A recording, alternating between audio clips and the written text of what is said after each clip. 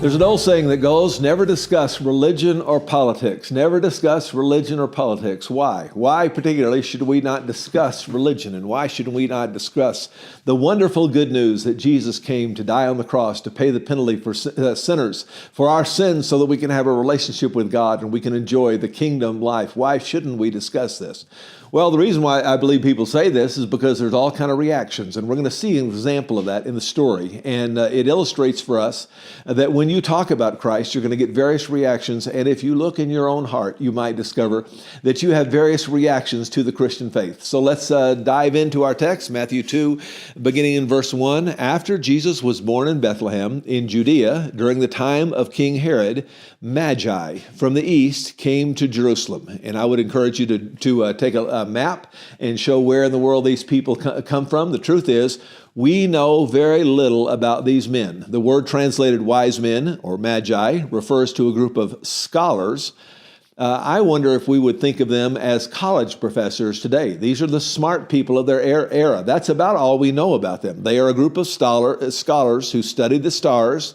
Their title connects them to magic, but they were probably, and I draw your attention to the word probably, the idea is we flat don't know all that much about these people.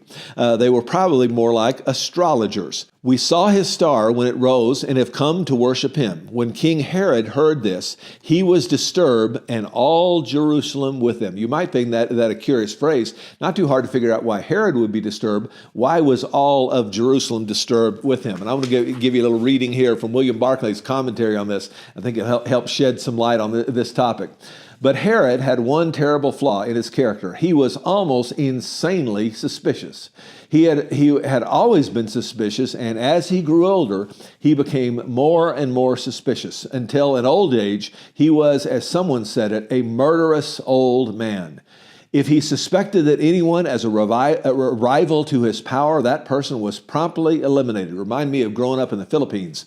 And my dad told me that when Marcos took over as the dictator in the Philippines, in many ways, life got a little bit better in that he ruled the country with kind of an iron hand, and a lot of the crime and whatnot went down. And so in some ways, things were better. He was kind of a benevolent dictator, and there's nothing more efficient than a benevolent dictatorship and when it comes to government.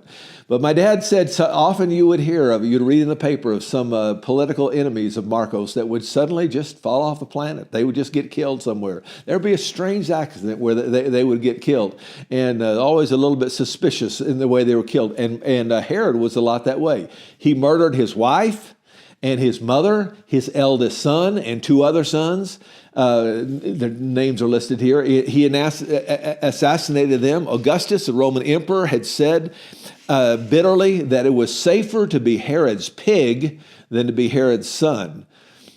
Something of a savage, bitter, warped in nature can be seen from the provisions he made when his death came near. When he was 70, he knew that he must die soon. He retired to Jericho, the loveliest of all cities. He gave orders that a collection of the most distinguished citizens of Jerusalem should be arrested on trumped-up charges and imprisoned.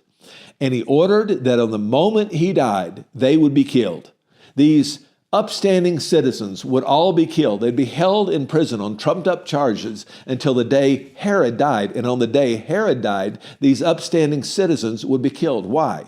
Well, he said grimly that he was well aware that no one would mourn his own death, and that he was determined that tears would be shed on the day of his death. He was a brutal man. And by the way, it answers a question. It's not in this story today, but you know the story of all the little babies. Some people estimate around 200 of them were killed around the time of Jesus' birth. And some people have suggested, well, you know, this story can't maybe be true because we don't have any record of that in other biblical sources. But if you know anything about Herod, you find this was just another day in the life of Herod. And so when Herod was disturbed, it makes sense that all of Jerusalem was disturbed with him. We don't know that much about the star. We don't know that much about the Magi. We do know quite a bit about Herod. Verse 4, when he had called together all the chief priests and teachers of the law, he asked them where the Messiah was to be born. And as you read this, I want you to ask the question, what is the emotion?